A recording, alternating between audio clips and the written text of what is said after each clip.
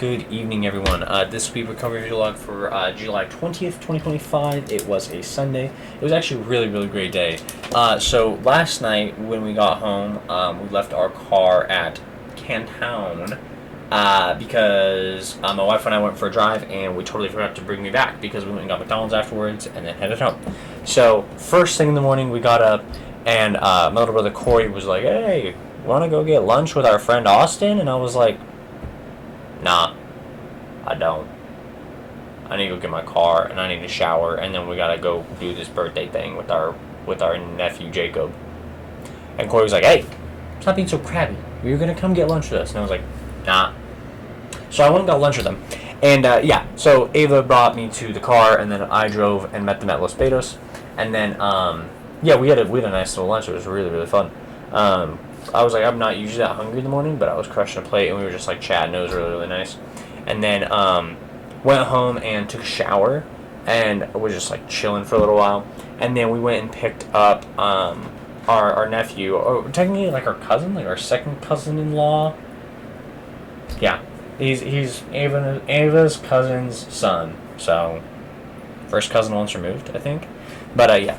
And then it was his birthday. It was like his birthday was on yesterday, on Saturday, the 19th, and so we were celebrating it today. So we went and took him to see his other cousins, and we got him some birthday gifts at Walmart before going to pick him up.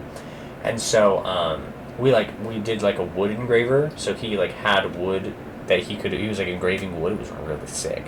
And then afterwards we went and got him some coffee, and then brought him over to our house to play VR and Corey's VR. He said it was cool.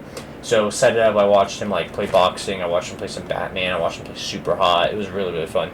And then we took him home, and then we went over to my friend Anthony's. He was having like a housewarming get together. No one else showed up. It was just me and Anna, and that was so fun.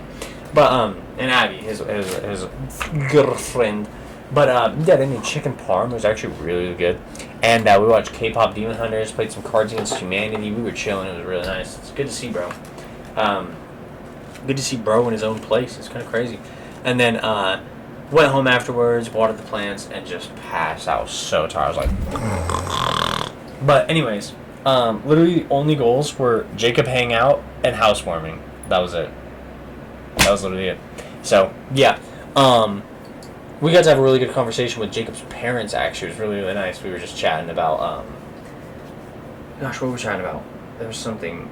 I just forgot it. It was engraving. So we got Jacob a wood engraver, and Michael, Jacob's step guardian, has done like glass engraving. So he like showed us shot glasses that he had like engraved with like diamond tips, and like it was so sick, dude. And yeah, I hope he enjoys that present. But while we were at my house on the way out, I had talked about Jeffrey Epstein in yesterday's video. I uploaded a video to YouTube about it, and why is my wife texting me? Hold up.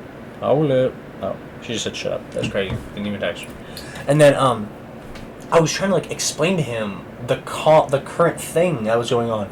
And so the daily thought is, it is so bad that I have to cut things out while explaining occurrences in our government to children. That's horrible. Like, if it doesn't directly have to do with war, I can't believe that I'm struggling to explain what our president is going through because I can't say it to a child.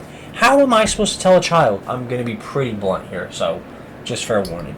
How am I supposed to tell a 13-year-old, or I think he's 12. I think he's 12. How am I supposed to tell a 12-year-old that our president is allegedly involved in child sex trafficking? That's not normal. That's not normal. That's not okay. And so I'm sitting here like, I'm like, you know what human trafficking is? And he's like, yeah. And I'm like, okay, it's like slavery. Like, you have people who you are coercing, like threatening, to make them do things for you, right? And he goes, yeah. And I was like, so there's a huge trafficker, thousands of people, thousands, like individual people, thousands of them, trafficked, and our president was potentially involved, but he's refusing to let the files go because he's the president and doesn't want to be involved in stuff like that. And so he like got it, but he didn't get it, you know? And I'm like sitting here like, I cannot believe that I'm growing up and he's growing up and like my kids are gonna grow up in a time where I can't explain to a child what the president is involved in. What? Like, other than war, there's nothing that I should be able to not explain to a child that a president is involved in.